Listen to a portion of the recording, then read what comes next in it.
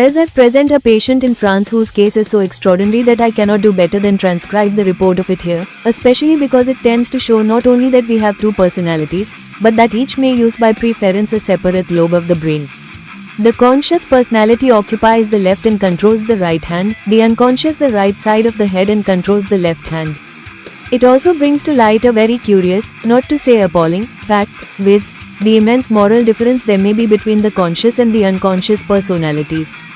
In the American case, Bond was a character practically identical with Brown. In this French case, the character of each self is entirely different. What makes the case still more interesting is that, besides the two personalities which we all seem to possess, this patient had an arrested personality, which was only 14 years old when the age of his body was over 40. Here is the report, however, make of it what you will. Louis V began life, in 1863, as the neglected child of a turbulent mother. He was sent to a reformatory at 10 years of age, and there showed himself, as he has always done when his organizer. The ghost that DWEUS in each of us 33TN had given him a chance, quiet, well-behaved, and obedient.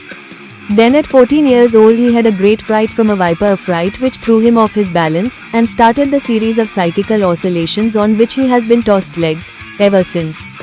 At first the symptoms were only physical, epilepsy and hysterical paralysis of the hand at the asylum of Bonneval, whither he was next sent. He worked at tailoring steadily for a couple of months. Then suddenly he had a hystero-epileptic attack, 50 hours of convulsions and ecstasy, and when he awoke from it he was no longer paralyzed, no longer acquainted with tailoring, and no longer virtuous. His memory was set back, so to say, to the moment of the viper's appearance, and he could remember nothing since. His character had become violent, greedy, quarrelsome, and his tastes were radically changed. For instance, though he had before the attack been a total abstainer, he now not only drank his own wine, but stole the wine of the other patients. He escaped from Bonneval, and after a few turbulent years, tracked by his occasional relapses into hospital or madhouse, he turned up once more at the Rochefort Asylum in the character of a private of Marines, convicted of theft, but considered to be of unsound mind. And at Rochefort and I Carré à Rochelle, by great good fortune, he fell into the hands of three physicians, Professors Bourou and Bourreau, and Dr. Mabille, able and willing to continue and extend the observations which Dr. Camuset at Bonneval, and Dr. Jules Voisin at Bicêtre, had already made on this most precious of C34 REAI, ghost stories mauvais sujets at earlier points in his Mauvais sujets at earlier points in his checkered career. He is now no longer at Rochefort, and Dr. Bourreau informs me that his health has much improved, and that his peculiarities have in great part disappeared. I must, however, for clearness sake, use the present tense in briefly describing his condition at the time when the long series of experiments were made. The state into which he has gravitated is a very unpleasing one.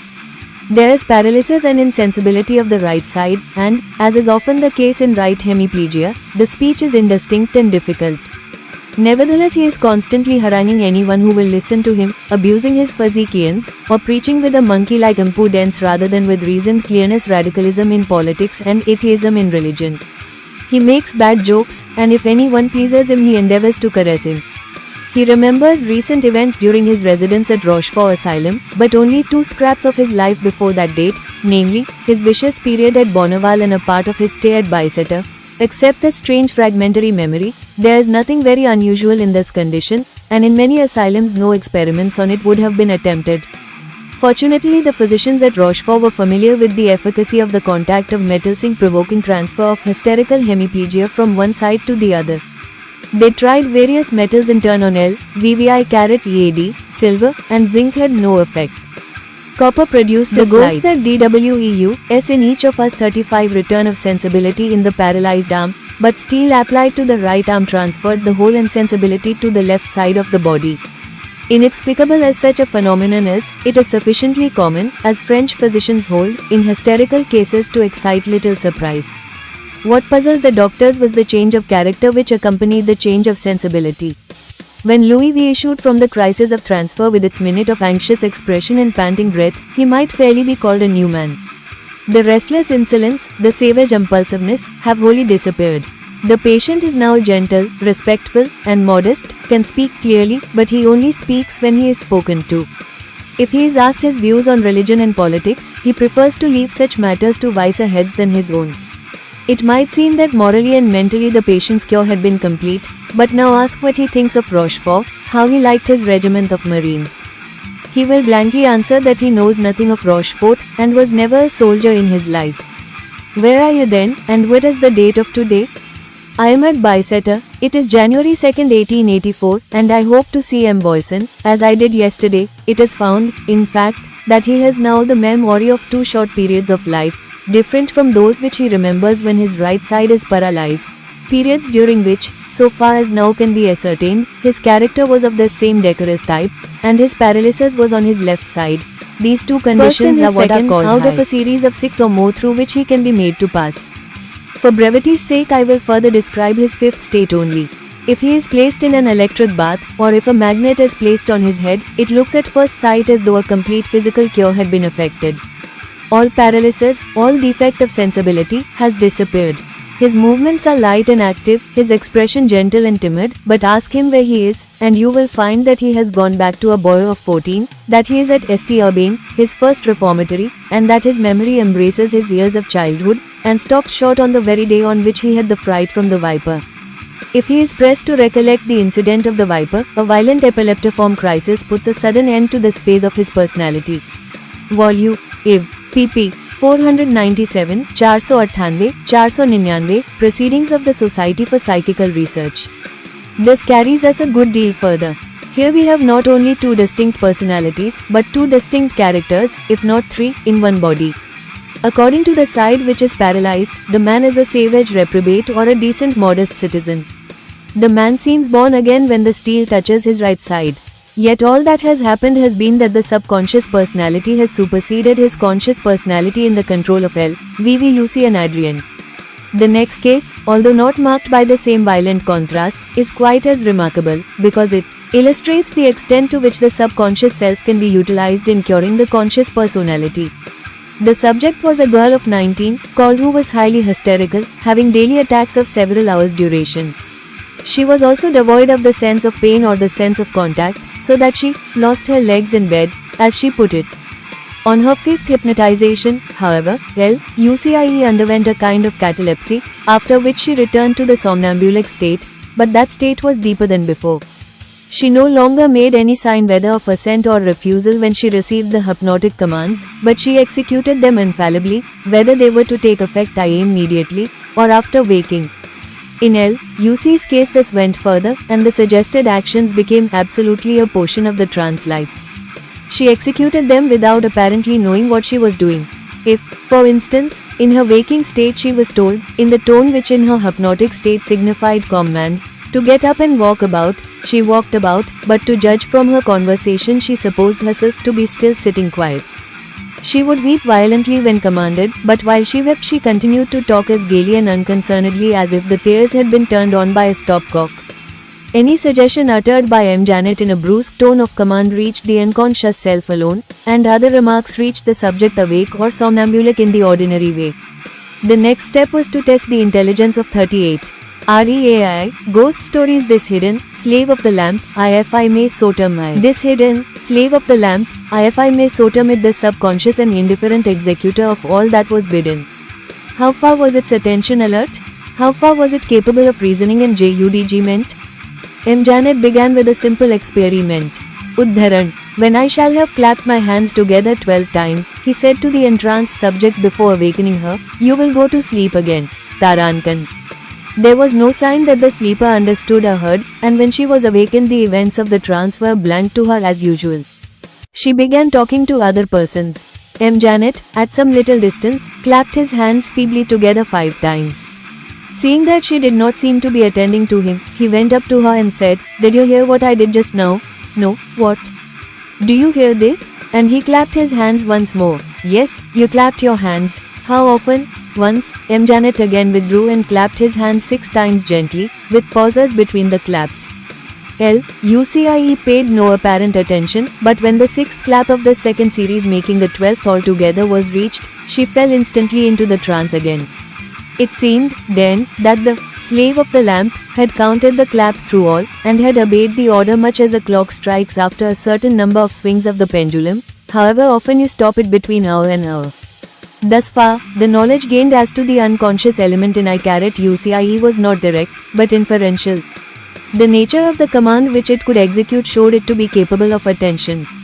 The ghost that DWEU in each and of us memory, but there was no way of learning its own conception of itself, if such existed, or of determining its relation to other phenomena of I-UC's trance. And here it was that automatic writing was successfully invoked.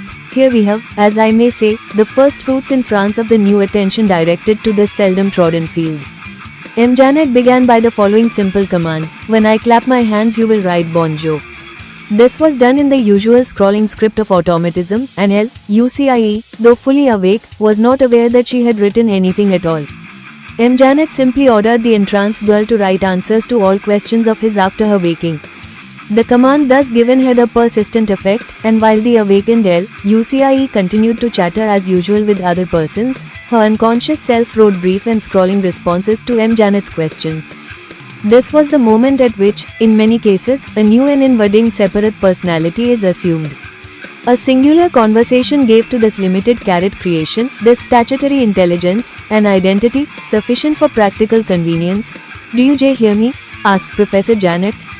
Answer, by writing? No, but in order to answer one must hear.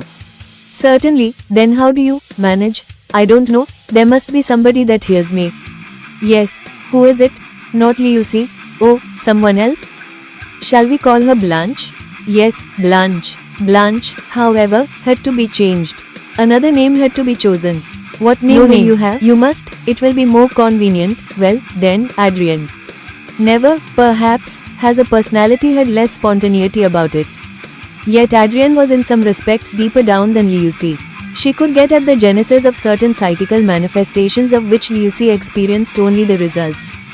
A striking instance of this was afforded by the phenomena of the hysteroepileptic attacks to which this patient was referred, subject. Lucy's special terror, which recurred in wild exclamation in her hysterical fits, was in some way connected with hidden men. She could not, however, recollect the incident to which her cries. She only knew that she had had a severe fright at 7 years old, and an illness in consequence. Now, during these crises, Lucy, except, presumably, in the periods of unconsciousness which form a pretty constant element in such attacks, could hear what Prof. Janet said to her. Adrienne, on the contrary, was hard to get at, could no longer obey orders, and if she wrote only. Jaipur. M. Janet, however, waited until the attack was over, and then questioned Adrienne as to the true meaning of the agitated scene. Adrienne was able to describe to him the terrifying incident in her childish life which had originated the confused hallucinations which recurred during the attack. She could not explain the recrudescence of the hallucinations, but she knew what Lucy saw, and why she saw it. Nay, indeed, it was Adrienne, rather than Lucy, to whom the hallucination was directly visible.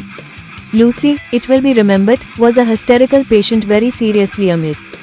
One conspicuous symptom was an almost absolute defect of sensibility, whether to pain, to heat, or to contact, which persisted both when she was awake and entranced. There was, as already mentioned, an entire defect of the muscular sense also, so that when her eyes were shut she did not know the position of her limbs.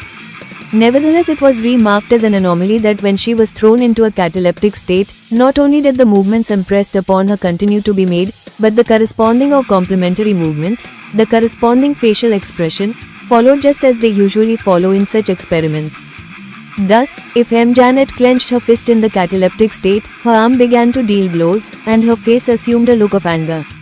The suggestion which was given through the so-called muscular sense had operated in a subject to whom the muscular sense, as tested in other ways, seemed to be wholly lacking.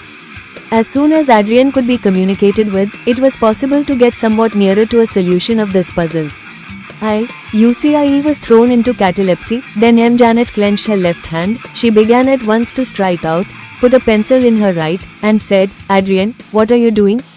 The left hand continued to strike, and the face to bear the look of rage, while the right hand wrote, "I am furious." With whom? With F. Why? I don't know, but I am very angry. M. Janet then unclenched the subject's left hand, and put it gently to her lips. It began to blow kisses, and the face smiled. "Adrienne, are you still angry?" "No, that's over, and now? Oh, I am happy, and Lucy?" "She knows nothing, she is asleep." In Lucy's case, indeed, these odd manifestations were, as the pure experimentalist might say, only too suggestive, only too rapidly tending to normality. M. Janet accompanied his psychological inquiries with therapeutic suggestion, telling Adrian not only to go to sleep when he clapped his hands, or to answer his questions in writing, but to cease having headaches, to cease having convulsive attacks, to recover normal sensibility, and so on. Adrian obeyed, and even as she obeyed the rational command, her own Undine-like identity vanished away. The day came when M. Janet called on Adrian, and Lucy laughed and asked him who he was talking to. Lucy was now a healthy young woman, but Adrian, who had risen out of the unconscious, had sunk into the unconscious again, must I say? Forevermore. Few lives so brief have taught so many lessons. For us who are busied with automatic writing, the lesson is clear.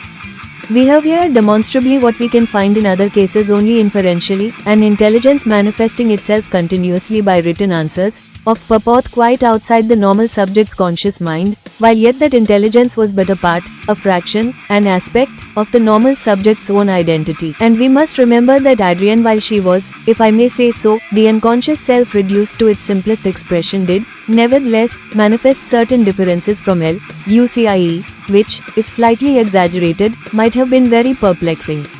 Her handwriting was slightly different, though only in the loose and scrawling characters so frequent in automatic script.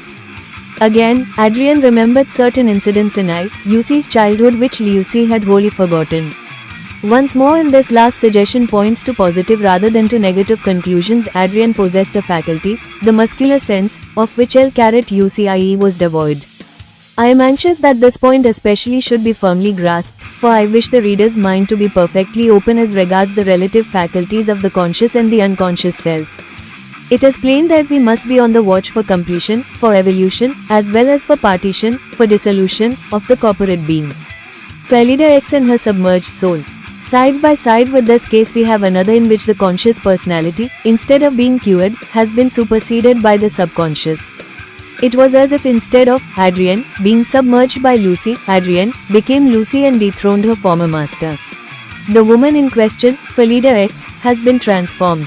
In her case, the somnambulic life has become the normal life. Recurs but for a few hours at long intervals. That first only in short, state is altogether superior to the first, gradually superior, since the nervous pains appeared, which had troubled her from childhood, had dis and morally superior, inasmuch as her morose, self-centered disposition is exchanged for a cheerful activity which enables her to attend to her children and to her shop much more effectively than when she was in the hadbete, as she now calls what was once the only personality that she knew. In this case, then, which is now of nearly 30 years standing, the spontaneous readjustment of nervous activities, the second state, no memory of which remains in the first state, has resulted in an improvement profounder than could have been anticipated from any moral or medical treatment that we know. The case shows us how often the word normal means nothing more than what happens to exist. For Felida's normal state was in fact her morbid state, and the new condition, which seemed at first a mere hysterical abnormality, has brought her to a life of bodily and mental sanity, which makes her fully the equal of average women of her class. Volume 1 p. 503